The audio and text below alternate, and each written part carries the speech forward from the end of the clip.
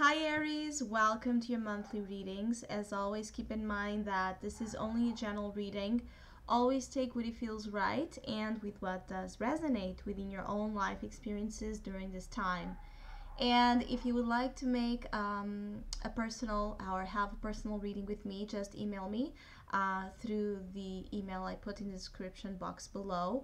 Each month I offer special readings, so with great discounts. So if you want to know more about November special, also email me and I will gladly provide all the info. Or if you would like to donate and support to my channel, you can also do that by following the PayPal link down below. So, Aries, I do feel like the month of November you have this crazy, wild, very vivid imagination, which sometimes is bringing you a great sense of ecstasy, great imagery, great ideas, great. I feel like it's like a very visual thing. So you may be very drawn to art or to illustrations, colors, or if you meditate or if you practice any type of spiritual, let's say, technique or therapy, you can have a lot like Reiki, healing energy, yoga, any type of those. You can really have profound, intuitive images coming to you. It's a little bit like a clairvoyant energy. Some of you may discover those. It's like the birth of some of your psychic senses. You know what I mean? Which is where I feel like this energy can work wonders. Others of you, though, that are not as, aware of how this fertile, let's say, imagination and fertile, it's like dreaming wide awake, how you can turn this into something that can be very good for you and for your life. Others of you that are not as aware of it can actually be falling into illusions and fantasizing about things or fearing even things that are not really real or believing in things that are not real, especially things that are putting you down. I do feel that Aries are a little bit vulnerable here, emotionally vulnerable. Some of you are still dealing with past energies, things you're trying to let go, things you're trying to forgive, things you're trying to overcome. It's a process, it's still here. There's still some wounding energy that it's really on the surface. What I feel is that through this beautiful awakening of your spiritual energy or your dimension of the subjective realm or the symbolism behind everything you have experienced so far, everything you have been living so far, by diving into these deep things, into these deep concepts, this is where the true healing and the true, let's say, overcoming of it can happen. Because this Ace of Cups is a beautiful card to have when we are looking for healing. But until that healing is flowing properly, until we allow things to be kind of washed out of our systems, until we allow that purification to happen, which usually will ask from us ability to let go of control, let go of ego, just let it be. Usually for all human beings, not just Aries, this is a very difficult thing to do. And because while we're being washed clean, usually wounds during a period of time feel even more intense. So this is why usually the spiritual healing and the process of healing is not really an easy, clean, with a straight line, let's say, because there's a lot of, push and pull, on and off. I'm ready, I'm not ready, it hurts too much, I don't want to hurt this much, I don't want to feel, I want to feel, And what I feel is that some of you are still here in this energy. There's still things you're crying about, there's still things you are mourning, or things that are hard for you to.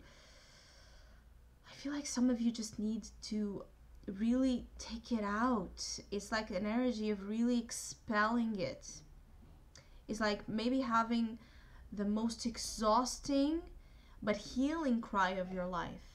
You may be more susceptible, let's say, to the cry, or what I want to say is that some Aries may cry a lot in the month of November, but be assured that if you let it, of course, if you then don't feed the anger or the criticism, the judgment, or whatever you are trying to defend yourself with against those feelings, if you let that, November can be, if you let just yourself cry as much as you need, because the only part of you that knows that is your soul. It's not here, your mind. It's not your ego that is going to tell you when is enough.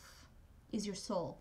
And so by allowing this tearful energy, for some of you, it's not for all, of course, to come out without shame, without control, without covering up, without hiding, this is where some of you will find healing, and some, it's like enlightenment. I feel like some of you can have enlightenment through sorrow, but it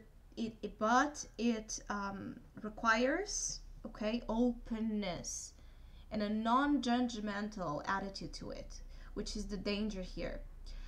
Others of you that felt or have been feeling like you're doing so much better and you're over things, you may be surprised in the month of November because there may be a relapse. That's what I want to say. There may be a relapse. There may be a situation, a memory, an event, an encounter that is a little bit like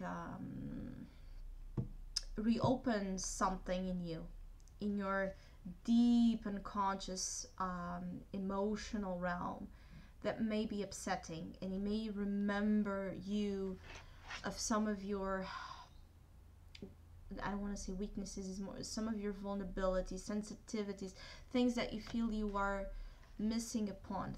It's like the feeling of abandonment can be particularly emphasized as the element of not having, you know, in your life what would emotionally and maybe materially provide that sense of being full, you know, provide that sense of being satisfied, fed up, you know, fed with what you have inside of you. So your soul is in a state of emergency, let's say. It can be a month where your soul is, you know, ringing the alarms and telling you, look, especially for Aries that have been neglecting this, a part of themselves that is so important to have flowing and have awareness of. November may be a month where the universe is telling you, look, you cannot do this to yourself anymore. You need to stop, you need to cry, or you know, any emotional therapy would actually be very beneficial to Aries. Is not only crying, of course, meditating, being next to water can be as well significantly important or soothing to your soul. Anything dealing with emotions, that things that particularly touch you, not only for the negative side but for the good side. Music, art, poetry, literature, dancing, volunteering, you know, anything that proves to you that that love is not just, you know, an unattainable concept that depends on someone loving you. It's something that you already have in you, and that's where the trigger comes. Yes, you could have had relationships that hurt you and failed. Yes, your parents or your caretakers didn't give you what you needed emotionally, or yes, you faced some terrible loss, or yes, you don't have all the money you need. Yes, but that doesn't have to define the way you look at your reality, particularly what you believe you are entitled of.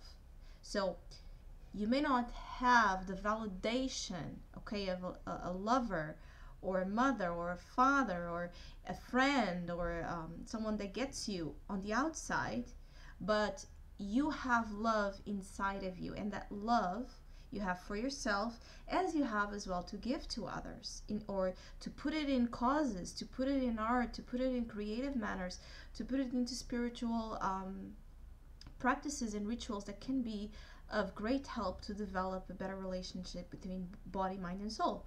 And so raising your vibration, and so helping you reach goals you want to reach.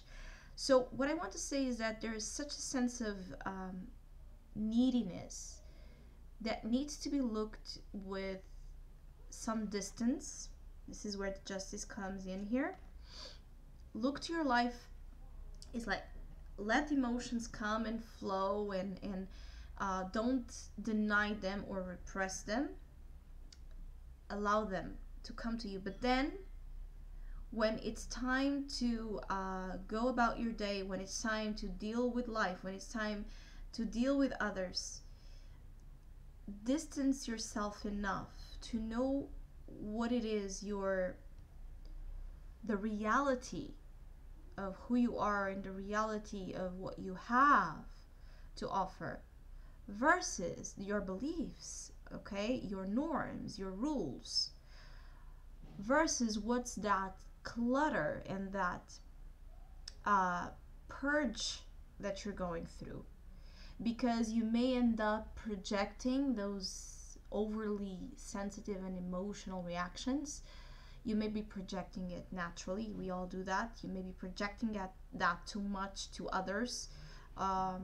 There's that complex, that energy of please love me, please care for me, please be here, but not in honest ways. This is what I want to say. This is okay to do, to express your vulnerabilities honestly. But if you're doing that, that's the reason, but you use that to manipulate love, okay, like a transactional kind of, I am here, I do this to you, where are you, I need you, come here, la la. This is not coming from a real deep place of love. Love flows.